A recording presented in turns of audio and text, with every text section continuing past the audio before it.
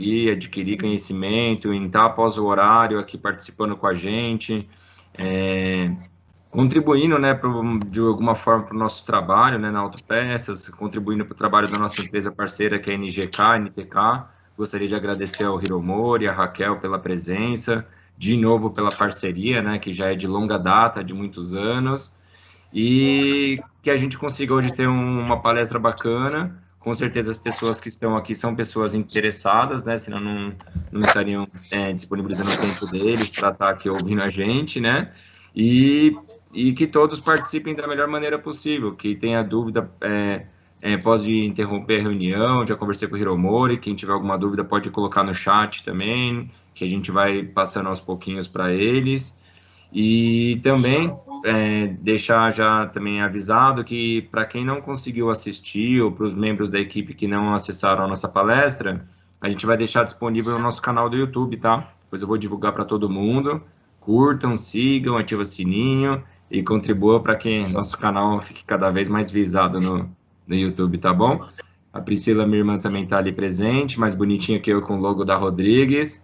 Daqui a pouco eu vou fazer uma parte técnica que, quem sabe, eu não volto com o logo também, tá bom, pessoal? Obrigado a todos, hein? Boa palestra. E apresentar nosso amigo Hiromori, ali é muito conteúdo. Eu já assisti 2 palestras dele, uma que a gente fez em parceria com Autopeças ali com os nossos clientes, e o dia que a gente fez a visita à fábrica da NGK também, que a gente levou um grupo de 44 pessoas, né? Talvez algumas delas estejam aqui, e que foi muito bacana, muito enriquecedor, que a gente só vê que está no caminho certo com parceiros grandes, né? E com tanta experiência e renome no mercado como a NGK e a NTK, tá bom, pessoal? Vamos lá, participação de todos. Valeu. Eu vou chamar o microfone. Pessoal, todo mundo vendo minha tela aí? Sim. Sim. Pessoal, boa noite. Sejam todos bem-vindos. A NGK agradece a presença de todos. Também gostaria de agradecer ao Autopeças Rodrigues, ao Rodrigo, Priscila, por ter aberto esse espaço aqui para a gente falar um pouco dos nossos produtos. Só pedir para todo mundo colocar o celular no mudo, para não atrapalhar os amigos. Falar um pouco sobre a nossa empresa. A nossa empresa é a NGK. NGK é Nippon Gaishi Kaisha, que é a empresa japonesa de isoladores. Isolador é aquela parte cerâmica da vela de ignição. A outra empresa do grupo é a NTK. NTK é Nippon Toguyo Tokusho Kaisha, que é a empresa japonesa de cerâmicas técnicas. A nossa empresa foi fundada em 1936 em Nagoya, no Japão, então nós somos uma multinacional japonesa. E algo que é muito legal dentro da NGK é que a primeira planta da NGK fora do Japão é a planta do Brasil. Nós estamos no Brasil desde 1959, em Mogi das Cruzes. Aqui a nossa planta, como o Rodrigo comentou, a planta sempre está aberta à visitação, né? Agora, nesse momento de pandemia, nós não estamos recebendo visitas, mas ela está sempre aberta à visitação. Para nós é um prazer recebê-los aqui na nossa planta. Tá? É muito legal porque a NGK, nós temos 3 plantas no Japão, mais 13 plantas fora do Japão. Somente a planta do Japão e a planta do Brasil tem todo o processo produtivo da vela de ignição. Para fazer uma única vela, nós necessitamos de todas essas edificações aqui, mais essa edificação aqui. Tudo isso aqui para fazer uma única vela de ignição. Então, é muito legal. Aqui também nós temos departamento de cabos e bobinas de ignição, o departamento de engenharia aqui, onde nós fazemos os desenvolvimentos junto com a montadora. Algo que é legal, a parte de isolador cerâmico, de qualquer vela que você comprar no mundo da NGK, ou o isolador é japonês, ou ele é brasileiro. Nós exportamos tanto a vela pronta, como também isoladores. Esse ano nós começamos a exportar também isoladores para a fábrica da França. Então, se você comprar uma vela NGK francesa, o isolador também é brasileiro. Na NTK, nós temos uma planta no Japão, que fabrica sensores da linha automotiva e motocicletas. Nós temos uma planta na Tailândia, que fabrica sensores de moto e linha automotiva, e nos Estados Unidos, que fabrica sensores da linha automotiva. E aqui a planta do Brasil, e esses triângulos que estão entrando, eles são centros tecnológicos, né? O que faz um centro tecnológico? Ele faz desenvolvimento junto com a montadora. Então, nós temos um no Japão, que atende toda a parte do Japão e Ásia. Nós temos um na Alemanha, que atende toda a Europa, todas as montadoras europeias. Os Estados Unidos, que atende Estados Unidos, Canadá e México. E o Brasil, que atende toda a parte da América Latina. Nós também prestamos serviços de treinamento dentro do grupo NGK, do México à Patagônia. Então, o Brasil também é responsável por essa parte de treinamento. Nós somos o maior fabricante especialista em sensores, né?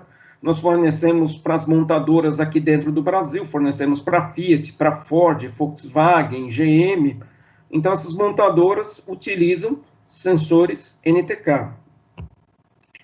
Aqui, a sonda lambda, que vai ser o nosso bate-papo hoje, né? Também conhecido como sensor de oxigênio.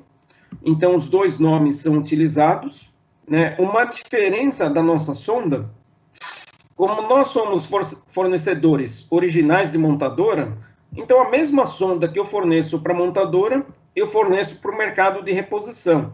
Então, ela já vem com o sensor, o chicote, com o conector próprio. Então, é só você pegar e instalar no veículo, como se você estivesse comprando em uma concessionária. É a mesma peça, não muda absolutamente nada. Algo que é muito interessante, né, é por que os veículos passaram a utilizar sensores de oxigênio, né? Desde a década de 50, o tema poluição ambiental, ele vem sendo falado no mundo. Cada vez mais se discute o tema poluição ambiental. Aqui no Brasil, na década de 80, foi criado o CONAMA. E dentro do CONAMA foi criado o PROCONV. O PROCONV, ele estabelecia limites para a poluição do ar por veículos automotores.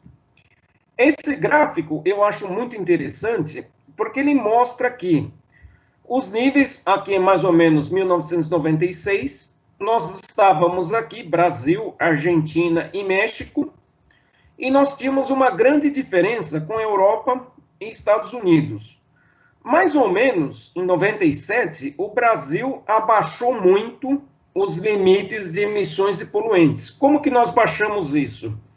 Através da adoção do sistema de injeção multiponto sequencial.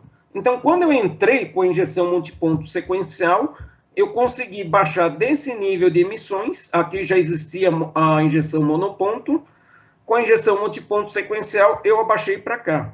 Depois, se nós observarmos, esse programa ele vem reduzindo os limites. Aqui eu mudei a geração do sensor de oxigênio, então entrou os sensores de aquecimento rápido. Aqui, mais ou menos, entrou a segunda sonda lambda. E ano a ano vem reduzindo os limites de emissões. Eu não sei se todos conhecem, mas já está entrando a fase L7 e L8 do PROCONV, onde nós também vamos ter outra redução nos limites de emissões de poluentes. Tá? Uma das coisas que está sumindo no carro, que nós vimos nos últimos anos, é o reservatóriozinho de partida frio. Porque nós fazemos alguns ensaios com veículos, onde o veículo é colocado numa estufa, ele é aquecido, ele completamente abastecido, e aquele reservatóriozinho de partida frio estava estourando os níveis de emissões de poluentes. Então, a montadora também está eliminando esse tanquinho. Aqui a gente vê os limites para você homologar um veículo, né? Então, por exemplo, a Volkswagen ia lançar um veículo, a Ford ia lançar um veículo, então eles tinham que atender esses limites de emissões aqui. O interessante é que, se nós olharmos esses limites, eles são muito mais rígidos que aquela inspeção veicular que nós tivemos em São Paulo. Então, isso aqui é o que a montadora tem que atender para baixar os níveis de emissões de poluentes. E o carro, como eu já comentei, ele vai evoluindo de acordo com esses níveis de emissões. Aqui, por exemplo, 89, a Volkswagen lançou o Gol GTI. 89, eu tinha os carros carburados com catalisador. Aqui em 92, por exemplo, a GM colocou injeção eletrônica em todos os veículos. Saiu Monza, EFI, Cadete FI, todos eles saíram em 92. Aqui, para baixar esse nível de emissões, entrou injeção multiponto sequencial e depois, conforme as regulamentações, foram mudando as características do veículo. Então, o veículo que eu trabalho todo dia lá na oficina, ele é fabricado de acordo com essas normas de emissões de poluentes. O que é legal é assim, se nós separarmos antes da combustão, durante a combustão e após a combustão, nós temos tecnologias que são aplicadas aos veículos, né? Então, antes da combustão, eu tenho sistemas de injeção eletrônica. Isso foi, a gente utiliza antes da combustão para baixar emissões de poluentes. Nós temos sistemas de dashpot. Dashpot, eu não sei se todos lembram, nos carros carburados, na borboleta de aceleração, eu tinha um amortecedor. Esse amortecedor é esse dashpot. O que ele fazia? Ele diminuía a velocidade quando você tirava o pé do acelerador, por exemplo, em uma descida de serra. Quando você tirava o pé do acelerador, ele diminuía a velocidade que essa borboleta fechava. Com isso, as emissões de HC, elas abaixavam. Nós temos também os sistemas de injeção direta, temos o sistema de pré-aquecimento de mistura, e controle de emissões evaporativas, que é o canister. Aqui a gente tem que tomar um cuidado no canister. Meus amigos que são mecânicos, uma coisa muito comum, você para no posto de abastecimento, manda o camarada completar o tanque, quando ele acabou de abastecer o carro, que a bomba desarma, tem muito cliente que fala assim para você, põe mais um pouco de combustível, põe mais um pouco. Esse tubo de enchimento começa a encher com gasolina líquida. O sistema do canister, ele é feito para trabalhar com vapor. Quando você enche demais o tanque, gasolina líquida começa a entrar dentro do sistema do canister. Um dos sintomas é que você começa a sentir odor de gasolina, principalmente quando o carro está no sol, próximo ao motor, você começa a sentir um cheiro de gasolina.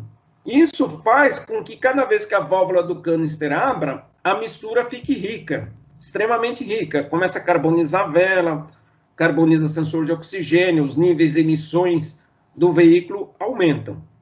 Aí nós temos a fase durante a combustão. O que está acontecendo com os motores mais modernos? Nós estamos trabalhando com um sistema que nós chamamos de downsizing de motores. Que isso? Os motores estão ficando cada vez menores. Cada vez mais nós estamos vendo as montadoras lançando motores 3 cilindros, motores 3 cilindros turbo.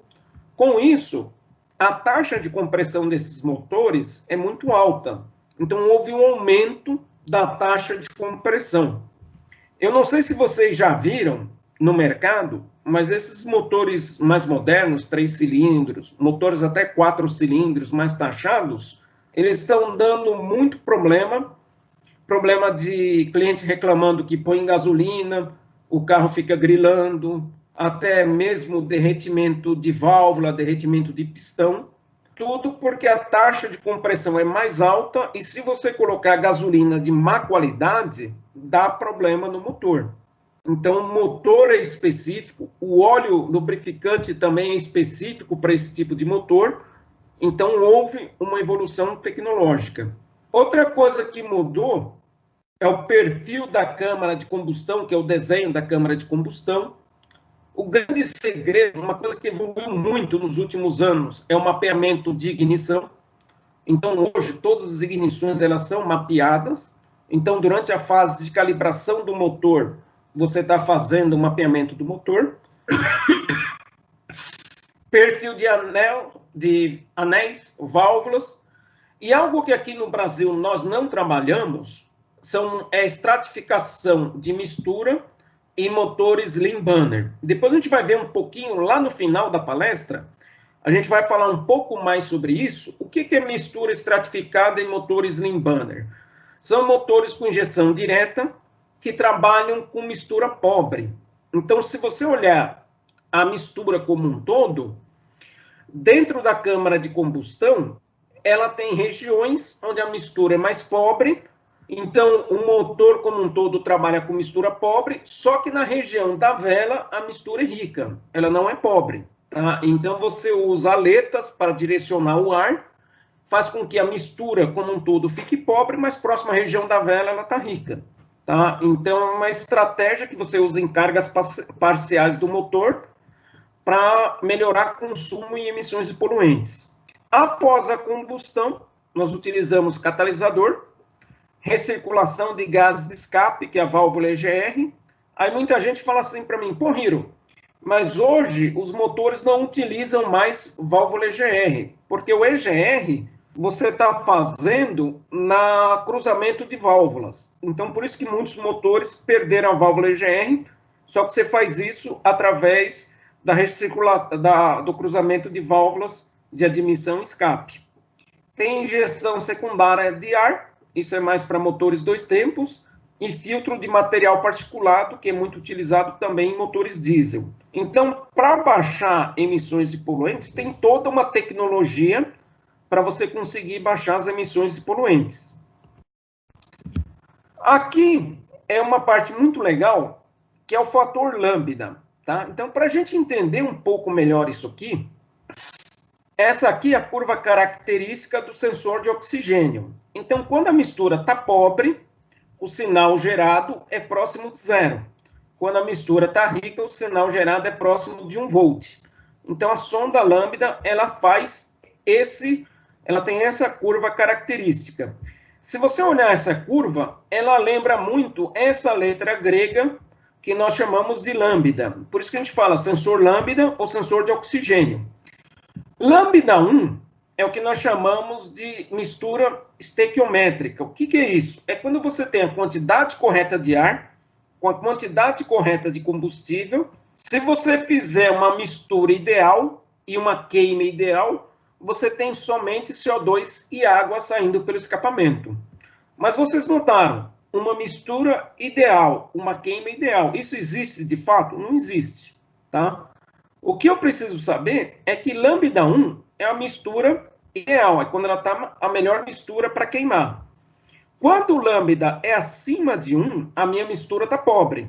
Quando o lambda é abaixo de 1, minha mistura está rica. Então, se eu colocar os gases de escapamento aqui, eu vou enxergar o seguinte, o CO. O CO, ele vem aqui, que é o monóxido de carbono. Quando eu coloquei um catalisador no veículo, o CO que estava aqui, ele abaixou para cá. Então, só o fato de eu colocar um catalisador no veículo, eu abaixo as minhas emissões de monóxido de carbono. O NOx, que é óxido de nitrogênio, ele estava aqui, eu coloquei um catalisador no veículo, ele abaixou para cá. Então, extremamente eficiente para baixar NOx. E quando eu coloco hidrocarboneto estava aqui, coloquei o meu catalisador, ele abaixou para cá. Se nós lembrarmos, na primeira parte do controle de emissões, eu falei para vocês que eu tinha os carros carburados com catalisador. Sempre que eu falar de um carro carburado, ele sempre tem mistura rica. Não existe carburador com mistura pobre. Se você tiver um carro carburado com mistura pobre, ele está com defeito. Todo carro carburado trabalha aqui na região de mistura rica. Quando eu entrei com sistemas de injeção eletrônica e sensores de oxigênio, eu consegui fazer com que o meu sistema trabalhasse mais próximo de lambda 1. Então, quando eu olho aqui, próximo de lambda 1, um carro com sistema de injeção com um catalisador, o meu catalisador se torna mais eficiente. Então, por isso que os carros ganharam sensores de oxigênio, para fazer com que a mistura sempre fique próxima de lambda 1. Esse é um sistema mais comum aqui no Brasil, que a gente enxerga muito nos veículos na nossa oficina.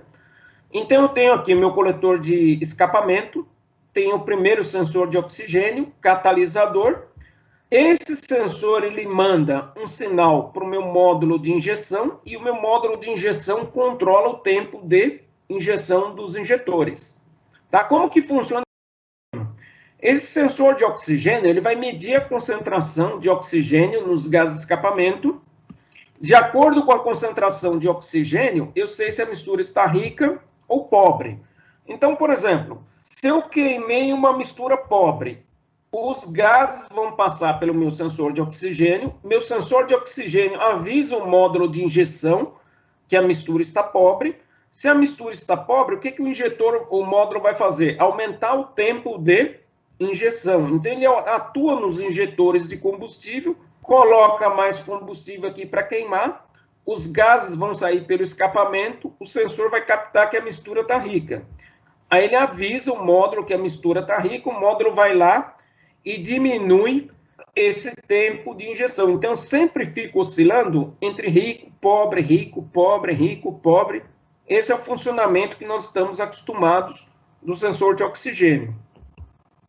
Se eu olhar uma visão mais esquemática, então aqui eu tenho meu sensor de oxigênio, então ele tem um tubinho de proteção.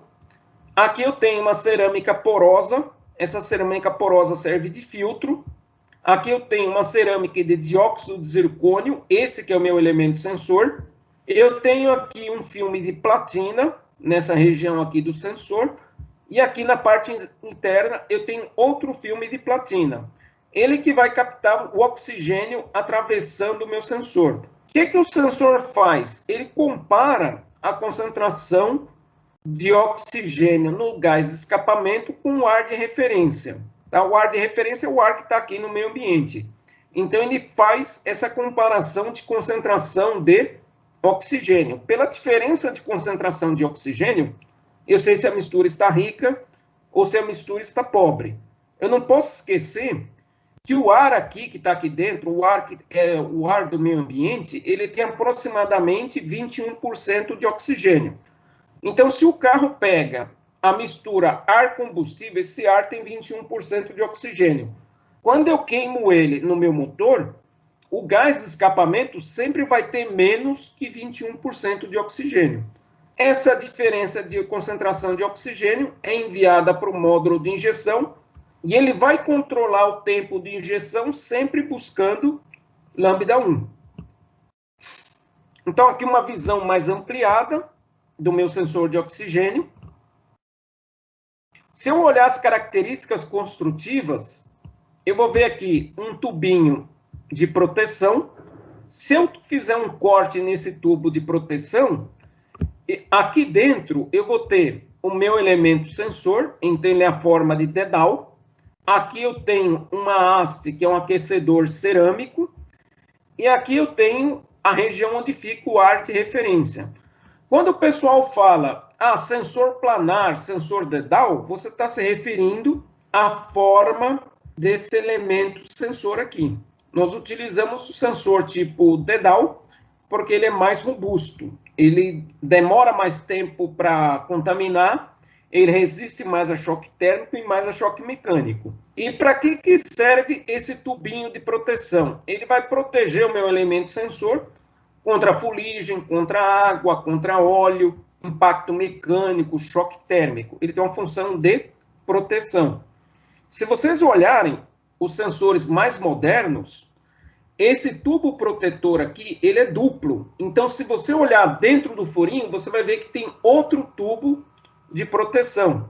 Então, ele vai sempre ter a função de proteger o elemento sensor. O ar de referência, ele entra por essa lateral aqui, nas sondas mais antigas. Nas sondas mais novas, aqui eu tenho um furinho. Então, se você, por exemplo, pegar uma sonda da Fiat, uma sonda da Ford, você vai ver que tem um furinho aqui. Então, o ar entra por aqui, passa por um filtro cerâmico e entra para dentro da sonda. E tem uma geração mais nova. Se vocês pegarem os Palio 2013, 2014, os Fords mais novos, vocês vão ver que aqui no grummet é essa borrachinha preta aqui. Aqui no grummet tem uma bolinha branca, esse aqui é o filtro que vai filtrar o ar para entrar para dentro da sonda. Tá ok? Aí você fala assim, pô, Hiro, mas a sonda, normalmente, ela está na parte inferior do carro. Pega água, pega chuva, pega barro.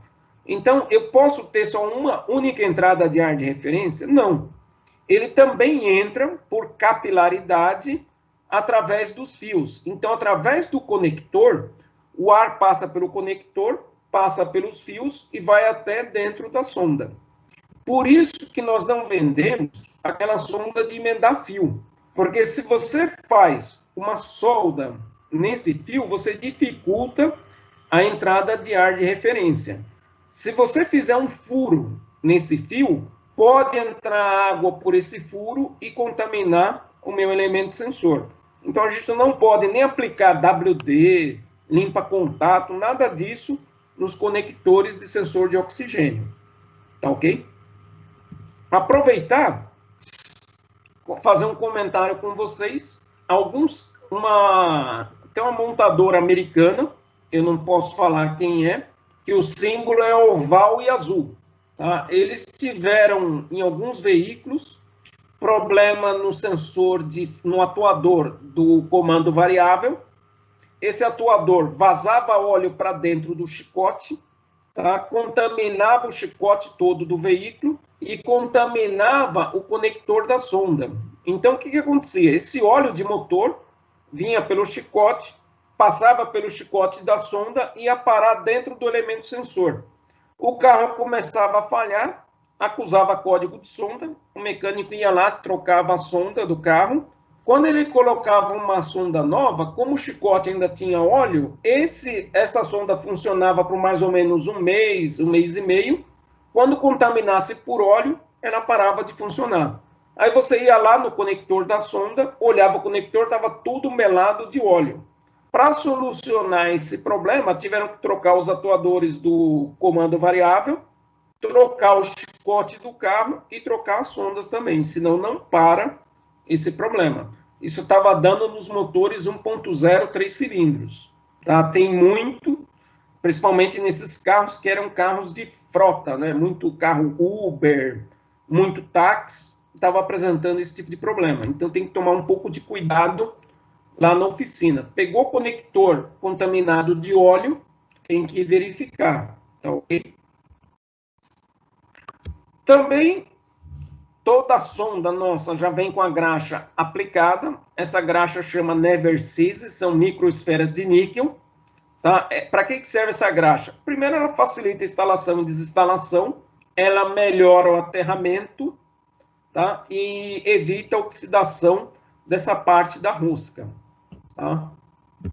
Na parte de fios, as cores dos fios da sonda NTK é padronizada. Então, todo fio preto é sinal, todo fio cinza é o terra e os dois fios brancos são do aquecedor da sonda.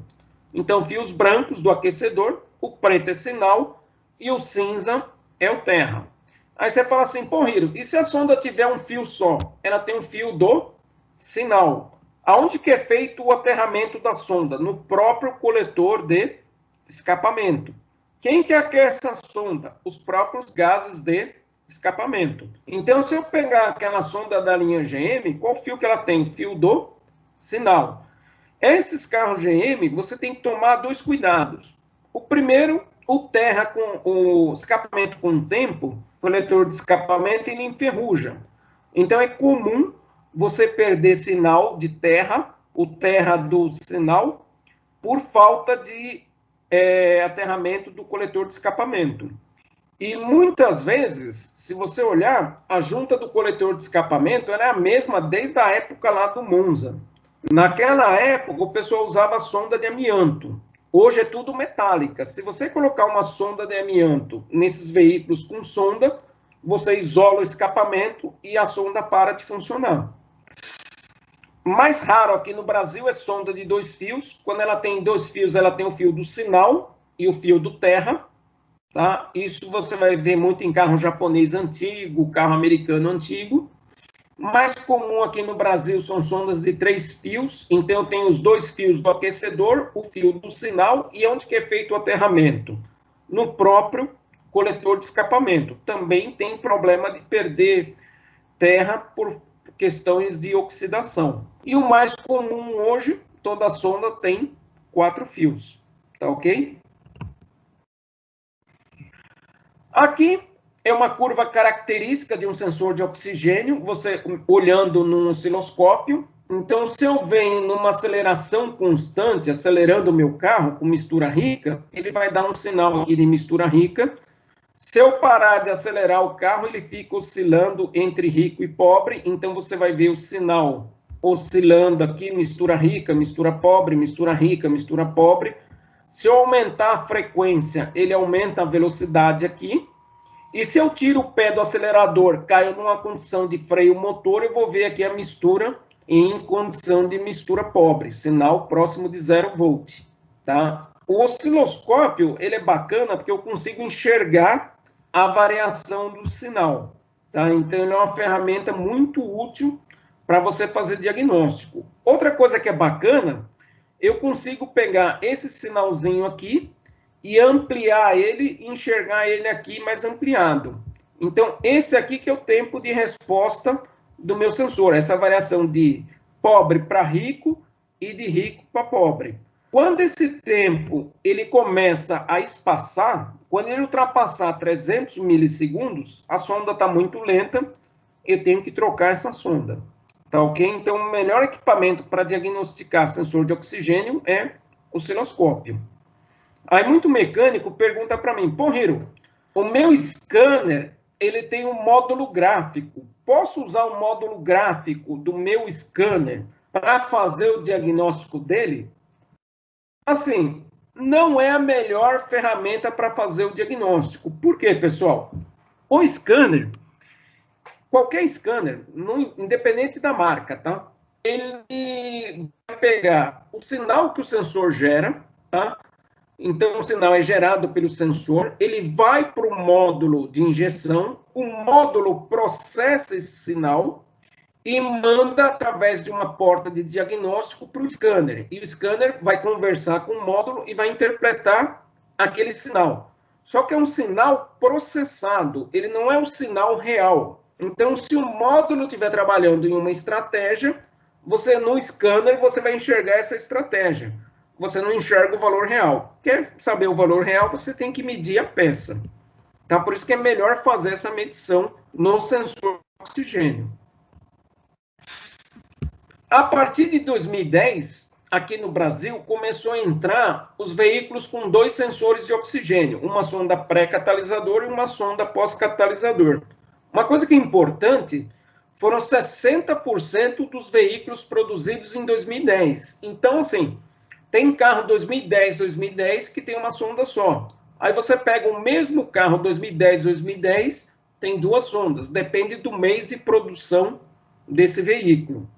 Aí você pergunta, pô, Hiro, para que serve a segunda sonda? A segunda sonda, ela vai checar se o catalisador do veículo está trabalhando. Então, se você tiver qualquer problema de catalisador, quem vai pegar esse sinal é a segunda sonda lambda aqui. A primeira vai fazer o controle da mistura ar-combustível. É igual o outro sistema. E essa segunda sonda lambda vai me dizer se o catalisador está ou não trabalhando. Então, se você tiver um problema de catalisador, ou se você pegar um veículo com 2 sondas lambdas e tirar o catalisador desse carro, a lâmpada vai acender no painel, avisando o condutor que o carro tem algum problema. Esse aqui é o funcionamento da primeira sonda lambda. Então, se eu olhar aqui, o sistema fica falando, ó, mistura pobre, mistura rica, mistura pobre, mistura rica. Eu vou sempre ter uma oscilação na mistura. Aí, o que o módulo faz? Ele precisa testar se a sonda está trabalhando corretamente. O que o módulo faz? De propósito, ele vai lá e enriquece a mistura. Se ele enriqueceu, ele espera um sinal de mistura rica. Aí ele vai lá, de propósito, e empobrece a mistura. O que ele espera? Um sinal de mistura pobre. É aqui que a gente tem muito problema. Por quê? Por exemplo, se você tiver um injetor que está gotejando, tá? Se você tiver um injetor que está gotejando, quando ele fizer esse teste, ele vai acusar a mistura rica. Só que quando ele vai fazer o teste da mistura pobre, se o injetor estiver gotejando, a mistura vai continuar rica. Então, ele vai acusar código de sonda. Se você tiver, por exemplo, um filtro de combustível que está obstruído, se entupir o filtro, diminui a vazão da linha de combustível. A pressão nos injetores vai diminuir. Então, a mistura vai ficar pobre. Então, quando ele faz esse teste de mistura rica, a mistura não enriquece. O que ele acha? É problema de sonda. Ele acusa problema de sonda. Então, muitas vezes, no diagnóstico lá na oficina, o mecânico troca a sonda e a lâmpada continua acesa, acusando o código de sonda. Tá? Então, a gente tem que avaliar se esse carro não tem outros problemas. E quando eu tenho carro com duas sondas lambdas, o sinal da segunda sonda ele é mais estável, ele não fica oscilando. Ele pode estar mais aqui, pode estar mais aqui embaixo, depende de como foi a calibração desse carro. Quando a mistura vai para rico, a segunda sonda também vai para rico. Quando a mistura vai para pobre, a segunda sonda também vai para pobre. Tá ok? Então, o sistema sabe se as duas sondas estão trabalhando corretamente. E quando você tem uma segunda sonda que está oscilando, isso é indicativo que o catalisador perdeu eficiência. Aí ele vai lá e acende a lâmpada. Se você vê o sinal da primeira e da segunda sonda praticamente igual, é indicativo que esse carro provavelmente está sem catalisador. Tá ok? Então é para isso que serve a segunda sonda. Tranquilo até agora, pessoal? Tranquilo? Aqui, a diferença de sonda tipo dedal e planar. Quando você fala de sonda planar, muda o formato do elemento sensor. Aqui é a mesma peça, tá, pessoal? Eu cortei o tubo de proteção aqui das duas sondas, está cortado o tubo aqui. Aqui é uma sonda tipo dedal, isso aqui é um elemento espacial, ele parece um dedo. E aqui, a mesma peça, ela vista de lado e ela vista de frente. Então, esse elemento aqui é uma pastilha plana, tá? Por isso que ela é chamada de sonda planar. Essa aqui é um elemento espacial. Essa aqui, a área de contato com o ar, ela é muito maior, os gases de escapamento. Então, ela demora mais para sujar, ela tem uma vida útil muito maior, e ela é mais resistente a choque mecânico e choque térmico. Por isso que ela é muito usada pelas montadoras. Tá ok? Eu falei para vocês que a partir de 2004 teve uma evolução nas sondas, né? Então, se eu olhar antes de 2004, sonda de 4 fios, tá, pessoal, que a gente está falando. Nos fios brancos, eu tinha tensão de bateria. Então, se eu pegasse uma sonda, por exemplo, 4 fios da Volkswagen, da Fiat, eu tinha tensão de bateria nos fios brancos, que alimentavam a sonda. Essa sonda, até antes de 2004, mais ou menos, ela levava 1 minuto para aquecer e começar a gerar sinal. Então, imagina o seguinte, você está na sua casa de manhã, ligou o carro de manhã, ela levava 1 minuto para aquecer e começar a gerar sinal. Antes disso, o sistema ele trabalha no que a gente chama de malha aberta, ele não tem sinal de sonda.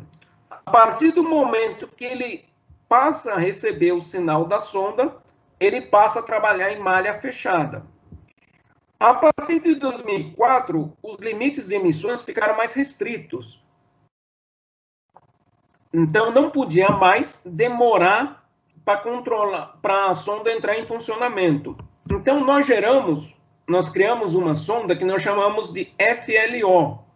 FLO quer dizer Fast Light Off. Light Off é esse tempo de aquecimento da sonda para ela entrar em funcionamento. Essa sonda, em torno de 12, 13 segundos, já aqueceu e já está gerando sinal. Nós temos uma sonda que saiu no New Fiesta mexicano, que é uma sonda UFLO, que é Ultra Fast Light Off.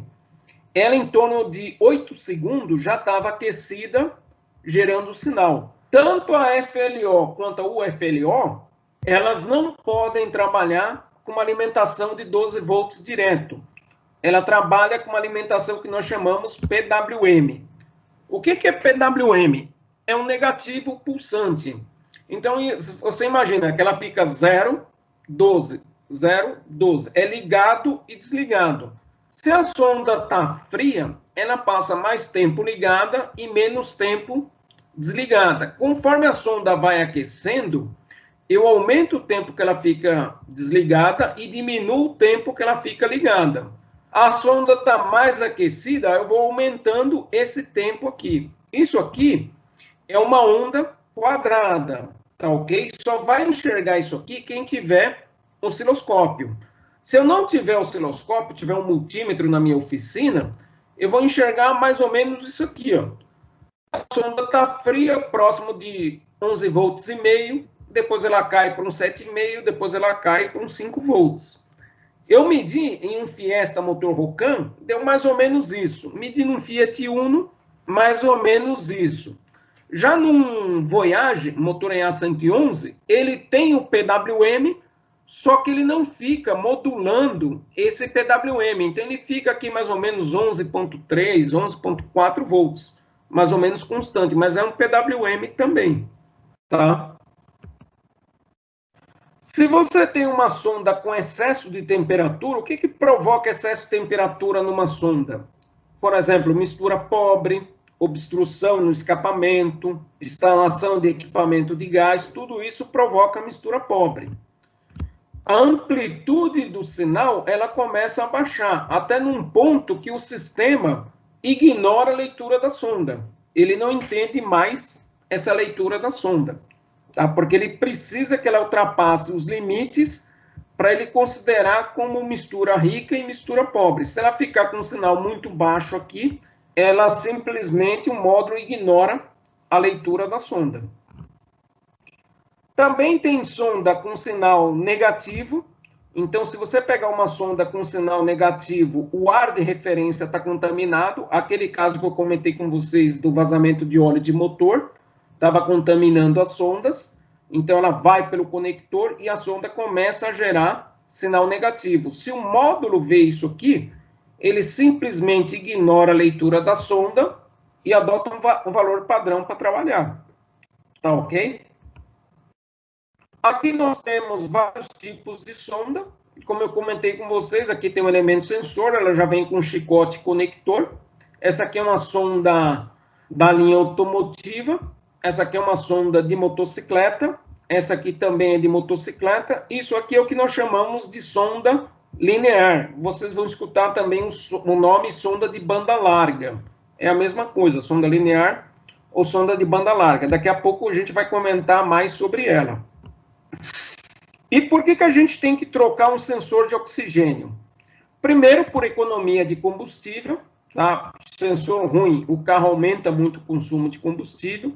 Maior vida útil do catalisador, menor níveis de emissão de poluentes. E no carro flex, ele também faz a identificação do combustível através da sonda. Como que funciona a identificação de combustível no veículo flex? O sensor de nível, a boia do tanque, quando você abastece, a boia vai variar, ela manda um sinal para o módulo de injeção. Então, o sistema sabe que você abasteceu o veículo, tá? Então, ele vai monitorar uma série de parâmetros. Os principais é carga, rotação, tempo de injeção e leitura de sonda.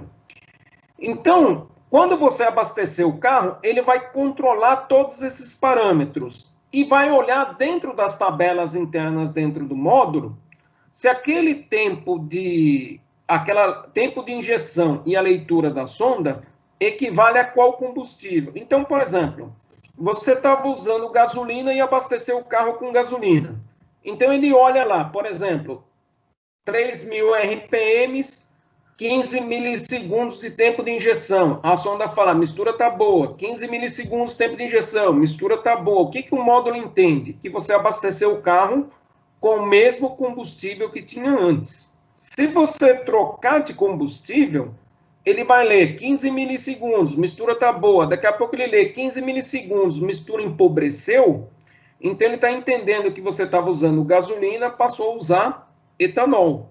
Tá ok? Então, esse tempo de reconhecimento, ele variava de 8 a 15 quilômetros para você esgotar a gasolina que tinha dentro da tubulação. Isso aqui nas primeiras gerações de veículos flex, tá? Então você tinha muito problema de aprendizado de combustível. Se vocês olharem, mais ou menos, 2008, 2010, acabou esses problemas de aprendizado de combustível. Por quê? Antes, essa janela era aberta somente quando você abastecia o carro. Hoje, o próprio módulo, ele vai lá e abre a janela de aprendizado e confere o aprendizado de combustível. Então, ele abre várias vezes a janela de aprendizado. Com isso, esses problemas de aprendizado de combustível diminuíram muito. Antes, você tinha que ir lá com o scanner, adaptar o combustível, ou ir lá e desligar a boia do tanque, ligar de novo para ele fazer o aprendizado de combustível. Hoje, já não faz mais isso. Se vocês olharem os carros mais novos, não precisa mais fazer esse tipo de procedimento. Sensores, ele tem vida útil. Tá? A vida útil é em torno de 80 mil quilômetros. Tá? Alguns fatores reduzem a vida útil do sensor de oxigênio. Uso de combustível contaminado, solvente, água, tá? Impacto no sensor no tubo de escapamento, no corpo do sensor, uso de mistura rica, motor consumindo óleo, tudo isso vai reduzir a vida útil do sensor. Tá ok, pessoal? Tomar muito cuidado, nós estamos pegando muito aqui em São Paulo, não só São Paulo, mas está muito alto aqui em São Paulo, uso de combustível contaminado. Então, se você, por exemplo, vai fazer a manutenção de um carro, tira a vela do carro, a vela está vermelha, tirou a sonda, ela está vermelha, isso é indicativo de uso de gasolina de má qualidade, tá ok? Então, toma muito cuidado, porque a vida útil do sensor vai cair. Quando que a gente tem que examinar um sensor de oxigênio? Toda vez que o veículo apresentar consumo de combustível alto, aumento de níveis de emissões de poluentes, sempre que tiver código de sonda armazenado no sistema de injeção, estabilidade de marcha lenta, luz de emissões acesa no painel. Se o carro tiver gás, é terceira, quinta geração, você está com dificuldade para ajustar o gás, você vai dar uma olhada no sensor de oxigênio. Nós recomendamos que uma vez por ano, ou a cada 10 mil quilômetros, você faça o teste no sensor de oxigênio, porque está tendo muito problema com qualidade de combustível aqui em São Paulo.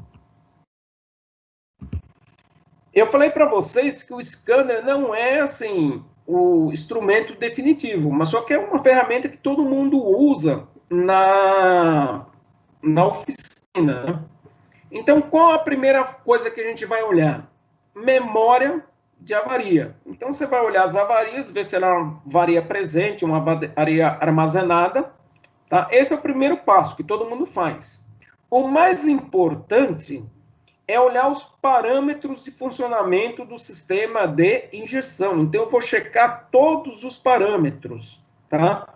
Antes de sair trocando o sensor de oxigênio, eu vou olhar se não tem problema de sensor de temperatura, sensor MAP, sensor MAF, throttle sensor, que é sensor de posição de borboleta. Vou olhar se não tem nenhum outro problema. Vou olhar todos os atuadores, regulador de pressão de bomba, bomba de combustível, injetor, válvula de purga do câncer, válvula EGR. Vou olhar todos os atuadores. Está tudo funcionando ok. Sistema de injeção está bom. Os atuadores estão bons. Vou checar a alimentação, tá? Alimentação, todo mundo checa. Eu tenho que checar também aterramento. Eu não posso esquecer de checar aterramento. Aí sim, eu vou partir para a substituição do meu sensor de oxigênio.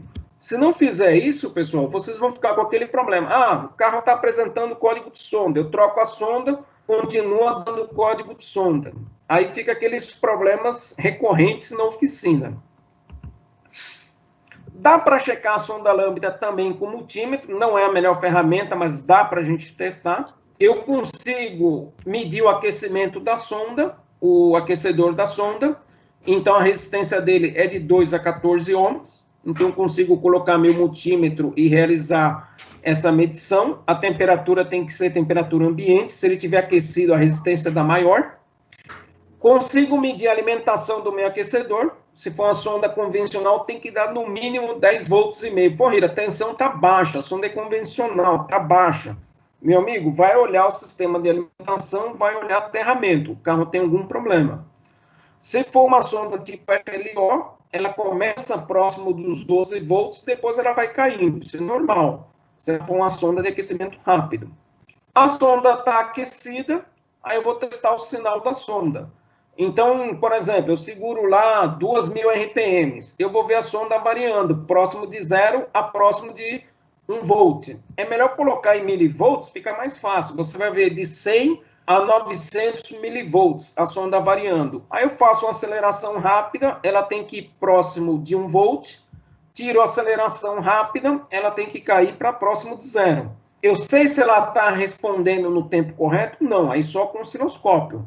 Mas eu olho no painel do carro. Pô, o carro está com 100 mil quilômetros, a sonda é original. Meu amigo, pode trocar a sonda, que ela com certeza está lenta. Então, dá para você ter uma boa ideia se a sonda está funcionando com o multímetro. Tem que fazer inspeção visual, olhar o grummet. Grummet é essa borrachinha aqui. Se ela estiver esgarçada, é sinal que o fio foi tracionado, a sonda foi puxada pelo fio. Eu tenho que trocar a sonda. Vou olhar se eles não estão tortos aqui. Muitas vezes o pessoal não desconecta a sonda e vai tirar a sonda, acaba rompendo o fio aqui. Ver se não tem conector solto, se não tem marcas de impacto no corpo da sonda. Não esquece que aqui dentro, pessoal, tudo é de cerâmica. Tá? Então, se eu bater, eu posso quebrar o meu elemento sensor. Se ele não está com oxidação e se ele não tem presença de umidade e óleo no conector. Se tiver, a sonda está condenada, pode trocar a sonda. Vou olhar o tubo protetor da minha sonda. Se ele tiver resíduo aqui vermelho, é os de combustível contaminado, resíduo branco, motor queimando óleo também, tá? Então, se tiver algum tipo de resíduo aqui, eu vou trocar a minha sonda.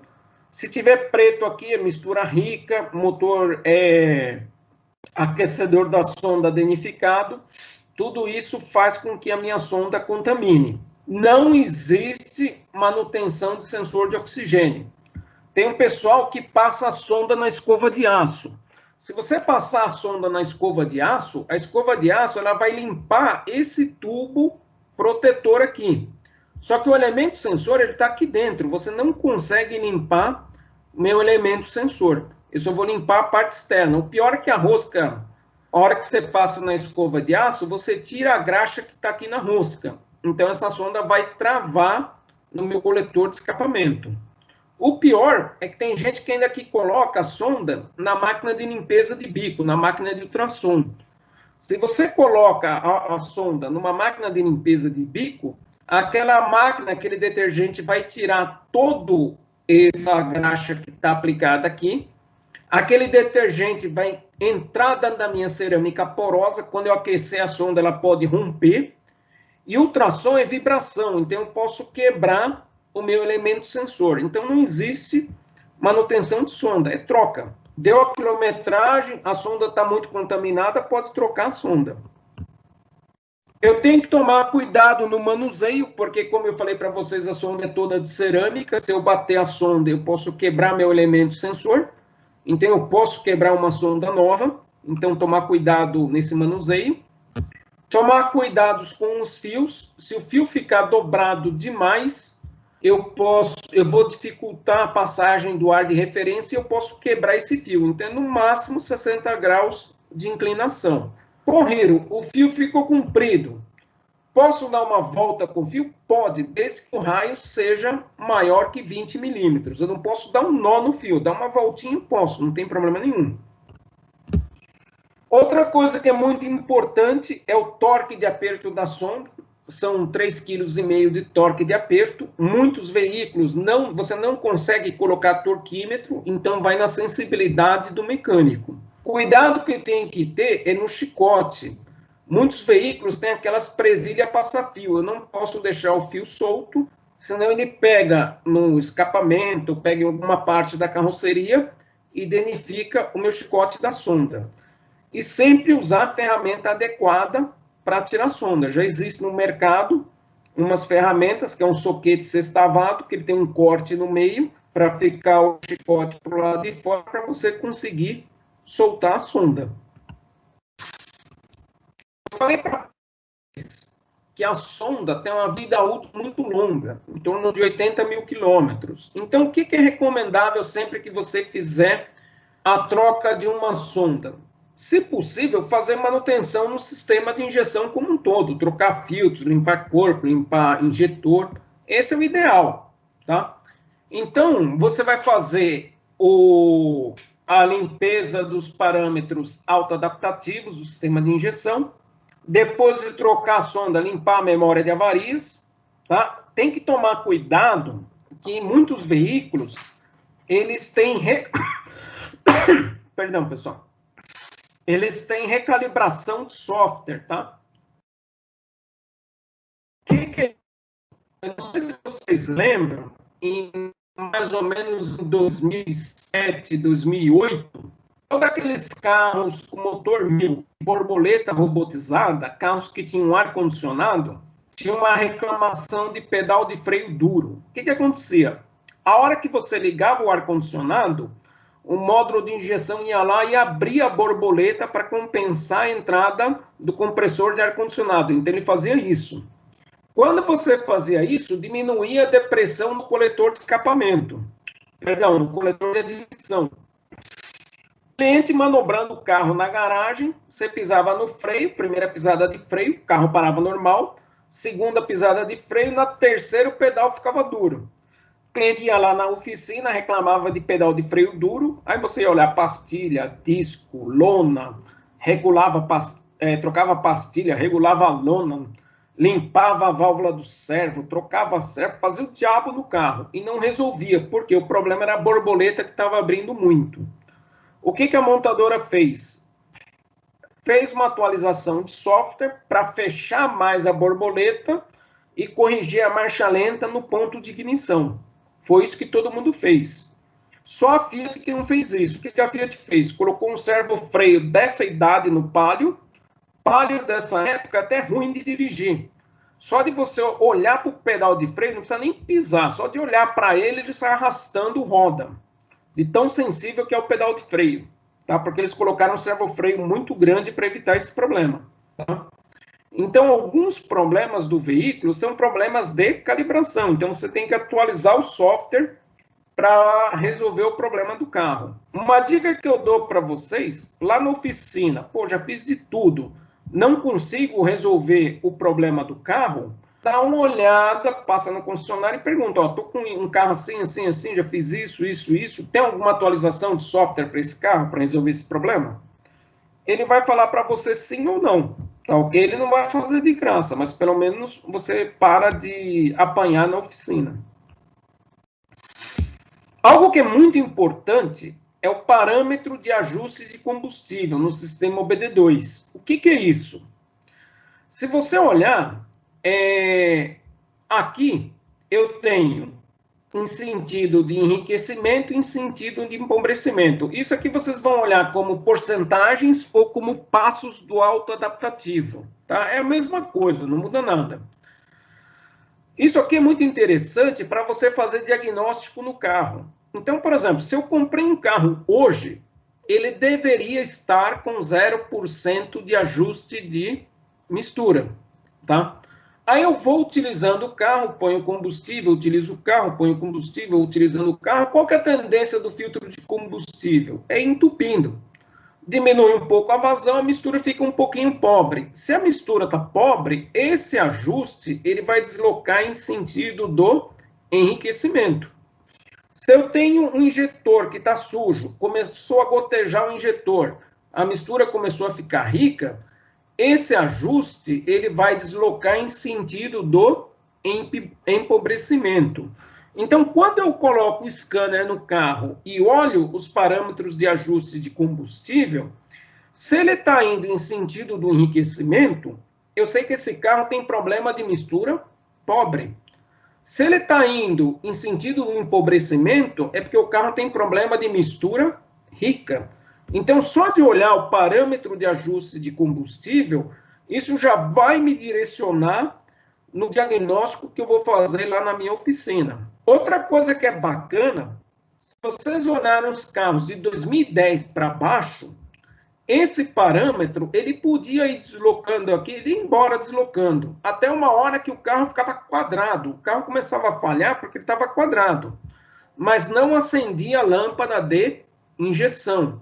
Mais ou menos a partir de 2010, se você ultrapassar de 10 a 15% de ajuste, acende a lâmpada de injeção. Então, qualquer probleminha, acende a lâmpada, o cliente vai na oficina porque a lâmpada de injeção está acesa.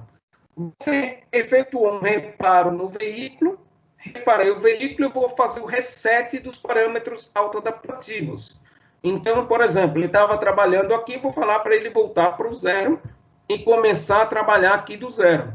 Então, sempre que eu faço uma manutenção no carro, eu tenho que resetar esses parâmetros adaptativos de mistura. Tá? Isso é muito importante a gente fazer. Aí vamos entrar numa parte que eu acho muito bacana, que são os sensores de banda larga, os sensores lineares, né? Então, nós estamos acostumados com sensores convencionais. Sensor convencional, ele fica aqui, mistura rica, mistura pobre, mistura rica, mistura pobre. Esse sistema, se eu olhar, ele é muito bom. Porque se ele fica oscilando aqui, entre pobre e rico, na média, você está muito próximo de lambda 1. Tá? Então, ele é muito eficiente. Só que, como os níveis de emissões, começou a entrar também os carros com injeção direta de combustível, motores turbo. Com essa tecnologia toda, eu tenho que usar uma sonda que ela é muito mais precisa. Essa sonda, ela vai me falar se a mistura está pobre, quanto que ela está pobre. Se a mistura está rica, quanto que ela está rica. Então, ela não gera mais uma curva de tensão, como eu estava acostumado aqui. Ela vai me gerar uma curva de corrente. Então, essa é a curva que ela gera agora. Quando a mistura está pobre, a corrente é positiva. Quando a corrente é zero, eu estou exatamente em lambda 1. Quando a corrente é negativa, eu estou com a mistura rica. De acordo com a intensidade de corrente, eu sei quanto que ela está rica e quanto que ela está pobre. Um cuidado que eu tenho que tomar muito grande nessa sonda, essa sonda aqui de banda larga, ela precisa de um chip controlador. Então, o que acontece, pessoal?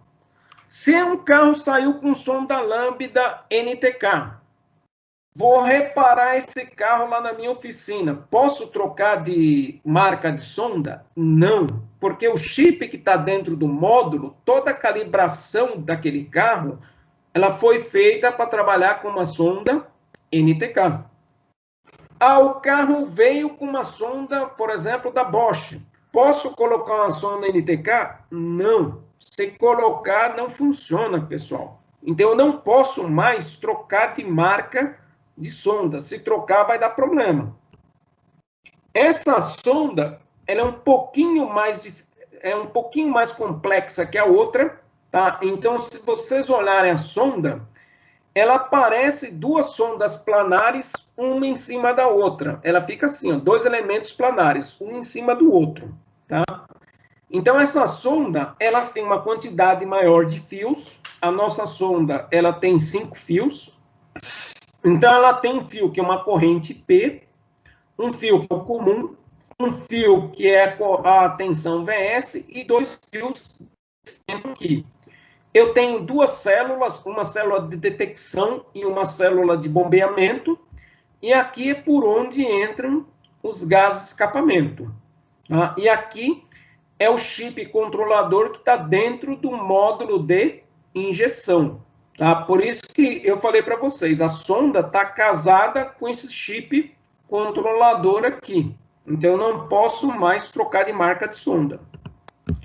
Aqui eu estou vendo uma visão melhor. Aqui minha sonda de banda larga e o meu chip controlador. Então, esse chip que vai dentro do módulo de injeção, ele pode estar dentro do módulo de injeção ou no módulo à parte, depende de como a montadora montou o sistema dela, tá? Nós já temos uma geração nova de sonda de banda larga. Essa geração nova, o chip controlador, ele está aqui no conector, tá? Então, se vocês olharem essa sonda, nós começamos a fornecer mais ou menos em 2013. Começou nos carros da Daimler. Então, se vocês olharem Mercedes, carros de mais alta gama, né, ele já vem com essa sonda com o chip controlador dentro do conector. Tá? Então, acaba esse problema de não poder mais ficar trocando de sonda. Tá? E como funciona esse sistema? Esse sistema é muito legal, porque vocês viram aquela adaptação de mistura do padrão OBD2. Ele tem a mesma adaptação de mistura. Só que aquele limite de adaptação, ele é muito mais restrito. Então, eu tenho aqui a curva padrão da minha sonda. Então, essa é a curva de corrente dela. E aqui eu vejo a variação que ele pode dar. Então, o que acontece? O módulo, ele estipula um valor de lambda para trabalhar. Ele estipulou aquele valor de lambda, ele vai olhar a leitura que a sonda está dando. Então, é assim, eu calculo, eu tenho um lambda-alvo, um lambda que eu quero atingir, e vejo o lambda que está sendo lido no escapamento. É assim que o sistema funciona. O que acontece? Ele vai olhar, tá? Calculei, por exemplo, um lambda de 1,03. Ele deu um lambda de 1,04 lá no escapamento. Aí ele tem uma variação, por exemplo, de 0,2. Está dentro da variação? O sistema está ok. O sistema está perfeito. Extrapolou o limite da variação, ele dá como sistema não ok e acende a lâmpada. Eu não sei se vocês lembram, na época da inspeção veicular aqui em São Paulo, você pegava muita Touareg, Passat, quem mais que tinha na época? Mercedes, BMW, que você olhava, o carro dava 0 de emissões e reprovava porque a lâmpada de injeção estava acesa no painel. Por que a sonda acendia no painel? Porque o carro foi calibrado lá na Europa. Na Europa não tem álcool na gasolina. Então, a nossa gasolina tinha 27%, 26% naquela época. O que acontecia? A sonda falava que esse valor, o valor lido, estava diferente do valor calculado. O que acontecia? Acendia a lâmpada no painel. Então, embora o carro não tivesse emissões e poluentes, ele reprovava porque a lâmpada estava acesa no painel. E era um problema de calibração. Muitas montadoras, BMW teve problema, Mercedes teve problema, Volkswagen teve problema, todo mundo teve. Todo mundo que trabalhava com esses carros de mais alta gama, Jaguar, todos eles. Para a gente entender um pouco melhor, qual que é a diferença de um sistema de injeção direta para um sistema de injeção indireta? Primeiro, a posição onde nós estamos injetando combustível. Na injeção indireta, ela é injetada no coletor. Na injeção direta, ela é injetada dentro da câmara de combustão. Na injeção indireta, a pressão da linha ela é uma constante. Tá? Você não trabalha com variação de pressão de linha de combustível. Tá? Essa pressão ela é no máximo 6 bar. Não existe sistema de injeção indireta que trabalha com pressão maior que 6 bar. Só se for carro de corrida. Tá? No carro com injeção direta, a pressão de baixa é em torno de 6 bar e da alta, ela gira, depende do carro, 180, 160, 200 bar. A Bosch já tem sistemas na Europa trabalhando com 400 bar. E já tem sistemas experimentais com 1000 bar de pressão. Vai praticamente virar um motor diesel. Nós trabalhando com 1000 bar de pressão. A variável de controle na injeção indireta é o tempo de injeção. Na hora que eu entro para injeção direta, eu trabalho com tempo, então vou controlar tempo de injeção e vou controlar a pressão de injeção. Então, a pressão já não é mais constante, a pressão varia de acordo com a carga do meu motor. Então, essas que são as diferenças básicas de um sistema de injeção indireta para um sistema de injeção direta. A Volkswagen já tem um sistema, se vocês olharem, por exemplo, no Golf GTI, que trabalha com 8 injetores. Ele tem 4 injetores de injeção direta e 4 de injeção indireta. Detalhe, injeção indireta trabalha em alta rotação, tá? Não é em baixa, é em alta. Por que eles optaram por colocar um sistema com 8 injetores? Eu não sei se vocês sabem, mas eles tiveram muito problema de carbonização. Estava carbonizando muito coletor de admissão. Tá? Eles estavam tendo muito problema. Então, eles colocaram um sistema com 8 bicos, que aí o próprio injetor da injeção indireta lava ali o coletor e evita esse problema de carbonização. Então, melhorou muito o sistema deles. Só que, por enquanto, está vindo só no GTI. Aqui é o que eu falei para vocês de estratégia de funcionamento, né? Então, aqui eu tenho a operação com mistura homogênea, aqui a operação com mistura estratificada e aqui homogênea rica, tá? Então, você usa essa operação estratificada para baixar consumo de combustível. Só que aqui no Brasil, essa estratégia aqui, ela está desabilitada. Então, se você pegar, por exemplo, Passat, Touareg, Mercedes, BMW, eles vêm todo com esse sistema de estratificação de mistura desabilitado aqui para o Brasil. Por que eles desabilitam isso daí? Porque para calibrar isso daí com o nosso combustível, é muito difícil. Então, é melhor você desabilitar do que deixar o veículo apresentar problema de mistura. Então, você acaba desabilitando isso. Como que funciona esse sistema? Esse sistema, como eu falei para vocês, eu tenho 2 células. Uma célula de detecção e uma célula de bombeamento. E aqui a câmara onde entra os gases de escapamento. Tá? Então, essa célula de detecção, ela funciona como se fosse uma sonda convencional. Só que ela tem uma tensão de alimentação, o módulo manda para ela 450 milivolts. Então, se o carro está trabalhando em lambda 1, você vai medir a célula de detecção, você vai medir 450 milivolts. E qual que é a corrente? Zero. A corrente simplesmente é zero. Você está em lambda 1. Quando eu entro para uma mistura rica, eu gero um desequilíbrio aqui nessa câmara de difusão. Essa câmara de detecção vai desequilibrar. Ela vai gerar uma tensão indo para próximo de 1 volt. Depois a gente vai ver no scanner, no osciloscópio, isso daqui. Ela vai desequilibrar aqui. A hora que desequilibra, para equilibrar essa célula aqui, o que o módulo faz? Ele injeta uma corrente negativa.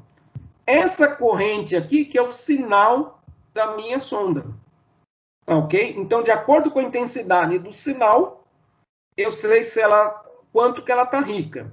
Tá? Detalhe, sempre que a corrente é negativa, tem mistura rica. Quando eu tiver mistura pobre, eu vou ter mais oxigênio aqui, vai desequilibrar minha célula de detecção, a tensão aqui vai tender para zero. Para equilibrar a minha célula, ele vai injetar uma corrente positiva. Então, aqui é o sinal da minha sonda quando eu estou com mistura pobre. Ele vai gerar uma corrente elétrica positiva. E ele sempre vai fazer o quê? Variar o meu lambda, tá? A minha corrente elétrica, nesse sentido. Mistura pobre, mistura rica, de acordo com a estratégia estipulada pelo meu módulo de injeção. Aí você fala assim, pô, Hiro, olhando isso aqui é extremamente difícil, tá? A hora que eu olho a sonda, ela é mais complicada que uma sonda comum. Então, aqui eu tenho esse fio branco, que é corrente P. Corrente P é o fio do sinal, tá, pessoal? Esse fiozinho aqui é o fio do sinal. Aqui é o negativo do aquecedor, o amarelo. O azul é o positivo do aquecedor. Esse cinza é a tensão VS e esse preto é o comum. E aqui tem um resistor de compensação. Tá? Ele vai fazer o ajuste fino do sinal gerado pela minha sonda. Por isso que eu não posso ficar trocando de sonda, trocando de marca. É sempre específica para o veículo, as sondas de banda larga. Aqui eu estou medindo no fio azul e amarelo. Então, eu pus o osciloscópio aqui e eu consigo enxergar esse PWM. Então, aqui ele está 0, 12 volts, 0, 12 volts, 0, 12 volts. Então, eu enxergo uma onda quadrada. Tá? Esse veículo aqui é um T-Cross. Tá? Então, eu fiz a medição com o osciloscópio aqui. Aqui eu estou medindo a tensão VS, então eu espetei o osciloscópio aqui, nos fios o cinza e o preto. Então, observa que ele fica sempre aqui, ó, 450 milivolts, estável. Se eu acelerar, a hora que eu acelero, eu dou um pico aqui na tensão.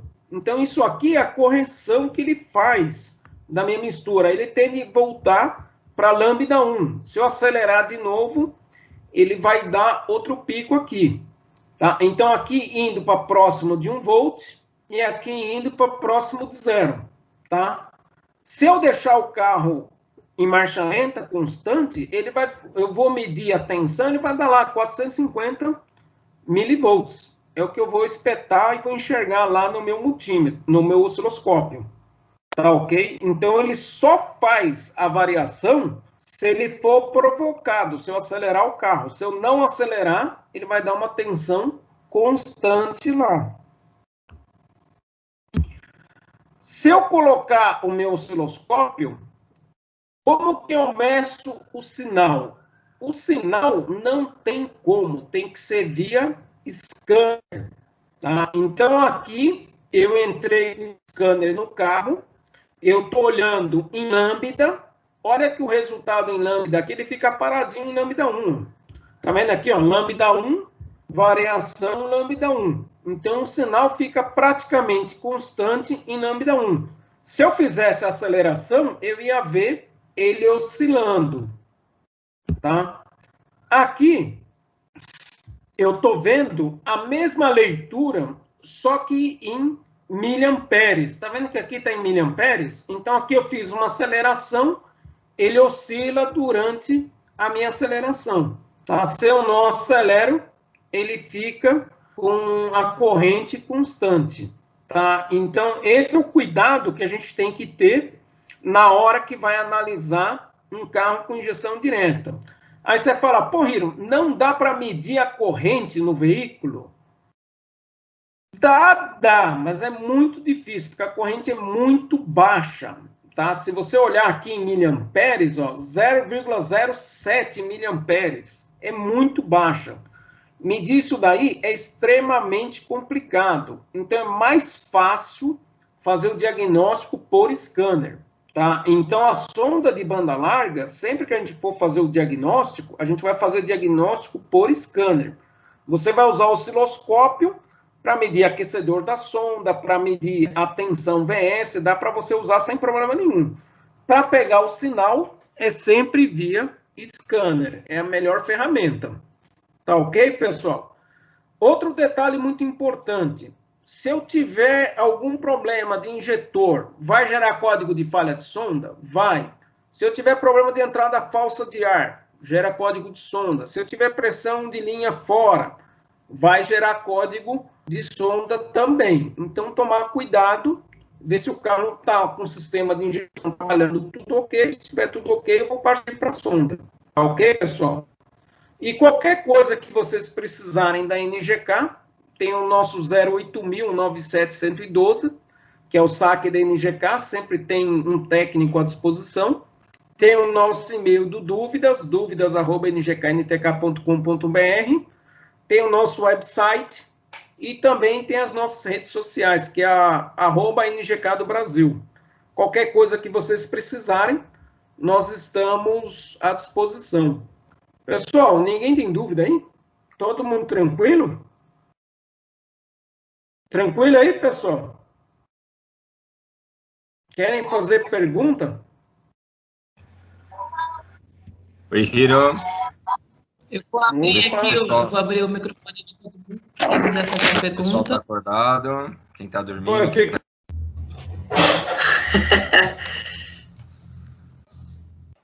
É muita Abrir só o informação, microfone né? de todo mundo.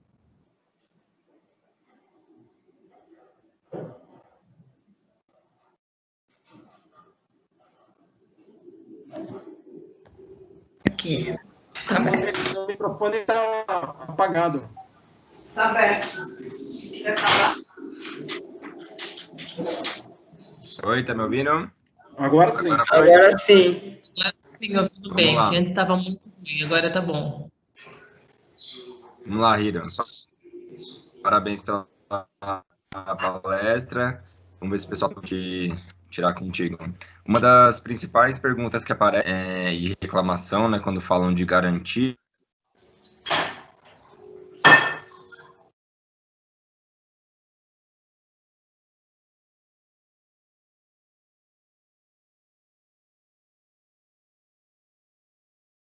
Alô, Rodrigo, está cortando seu sinal. Travou. Voltou agora. Desativa o mudo. Travou aqui para mim também.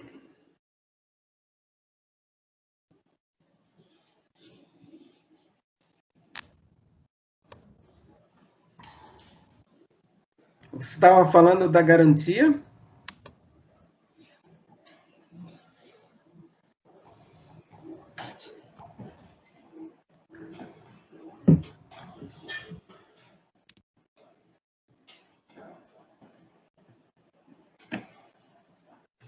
E acho que caiu lá para ele. Priscila, seu microfone está desabilitado.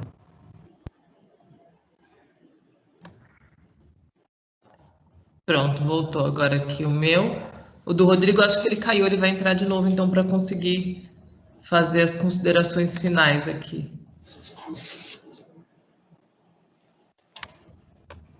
Deixa eu ver se ele vai voltar mesmo. Espera só um pouquinho, gente. Aí, tá entrando.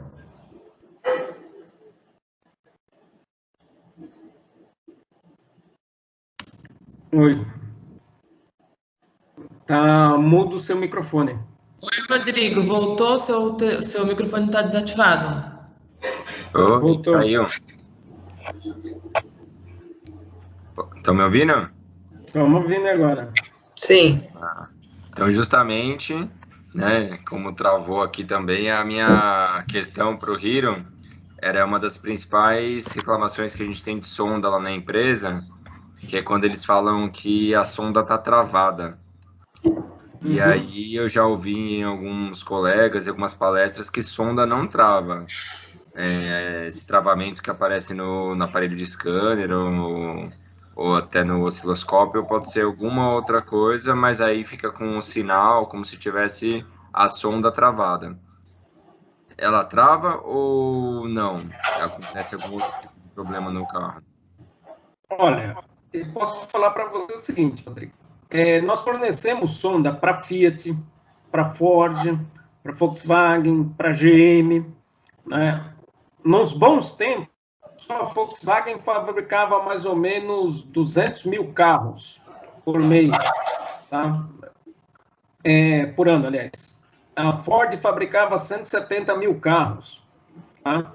A Fiat mais 250 mil carros por ano. Eu nunca vi uma sonda travada. Eu nunca vi. Tá? A maioria, é aquilo que eu comentei. O que a sonda faz? Ela gera o sinal e ela manda para o módulo de injeção. E o módulo de injeção vai processar esse sinal que está sendo gerado, né? Então, se você simplesmente coloca o scanner no carro, quando você vê a sonda travada lá 450 milivolts, isso daí é um valor tabelado. O módulo pegou um valor padrão para trabalhar porque ele está achando que aquela leitura que ela está dando está fora do especificado. Então, ele adotou um valor padrão para trabalhar para ter como referência. Por isso que a gente sempre fala, pessoal, deu sonda travada, vai lá e testa o componente. Então, vai lá e faz a medição direta na sonda.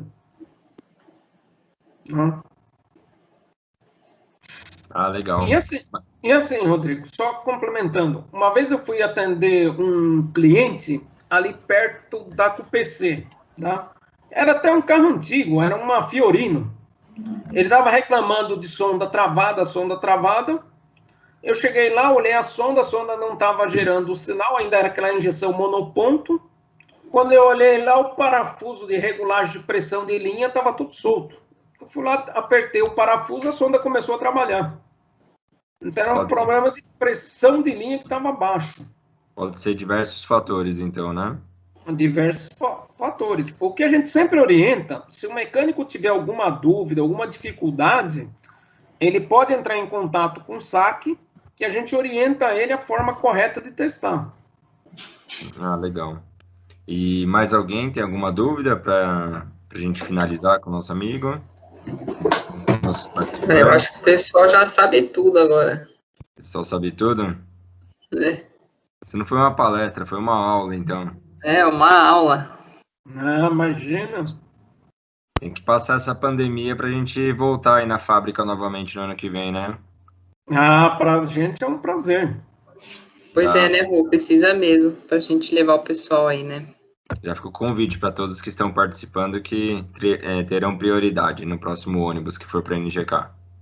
Posso ir junto também? Você tem que receber lá com a gente, depois que a gente fizer o tour com um churrasco, isso sim. A Raquel paga. Eu pago, não tem problema não. Eu mando o boleto lá para a NGK. Cartão corporativo, né? Então tá bom, pessoal. Achei que foi muito válida, muito enriquecedora, né, a palestra. A gente estava na dúvida se fazia em formato de live ou se fazia em palestra, e eu achei interessante fazer nesse sistema de palestra, porque acaba tirando mais dúvidas do pessoal. Você comentou a respeito das novas sondas também de banda larga, que é novidade no mercado, então também achei interessante abordarmos um tema novo aí também para a rapaziada, né? E desde já agradecemos muito aí a parceria, a palestra, o pessoal que também está acompanhando a gente até esse horário, e com certeza é sempre muito válido, né? Adquirir conhecimento é uma coisa que ninguém tira da gente, né? Muito obrigado mesmo, de verdade, viu? Eu posso falar em nome da NGK, em nome da Raquel também. Sempre que vocês precisarem de apoio, nós estamos aí para apoiar vocês. Quiser marcar a palestra, vamos marcar. Quiser marcar visita à fábrica, vamos marcar. Se algum cliente também precisar de um apoio, precisar de uma visita, pode entrar em contato com a gente vai visitar o mecânico. Porque às vezes o pessoal fica com vergonha, com receio, né? De perguntar alguma coisa, pode perguntar também, mandar um WhatsApp perguntando, não tem problema nenhum. É melhor do que ficar batendo na cabeça, né? E só pegando um ganchinho no que você falou, como também é da mesma fábrica, né, NGK e NTK, o pessoal fica atento na hora de aplicação de velas, né? Porque muitas vezes a vela que está no carro já não é mais original de fábrica, e a vela que foi colocada está errada, e o pessoal às vezes acaba pedindo pelo código e não se atenta que o problema que está acontecendo no carro, ainda mais quando uma vela é nova, é porque ela está com a aplicação errada. A gente já pegou isso algumas vezes na Autopeças, e fica mais uma dica aí de encerramento aí para a galera ficar sempre atenta, né? Aplicação, tem o app também para você baixar no celular ou baixar no computador da NGK, ele é atualizado diariamente, então acho que vale a pena para ficar mais assertiva, né, a manutenção de vocês, o diagnóstico, né, sempre bom reforçar também. A tabela de papel ajuda muito no dia a dia da oficina, às vezes a gente está com a mão suja, quer fazer uma consulta rápida ali, mas o que você comentou, que eu acho muito válido, o app e a tabela catálogo eletrônico no computador, ele está sempre atualizado. Então, qual a versão mais nova do catálogo? A eletrônica, né? Então, se você não achar uma aplicação no catálogo de papel, dá uma olhada no catálogo eletrônico. Porque nós estamos fazendo sempre lançamentos de vela, lançamentos de bobina, sondas, sempre tem lançamento novo. Legal. E quem não curtiu, né, ainda nosso canal no YouTube, entra lá, curte, dá uma força, uma moral pra gente. E esse vídeo logo, né, provavelmente amanhã já estará disponível para o restante da equipe de vocês, para vocês compartilharem com os colegas, né, para todo mundo ter acesso a essa palestra, esse conteúdo muito relevante aí que o Hiromori proporcionou pra gente hoje à noite, tá bom, pessoal?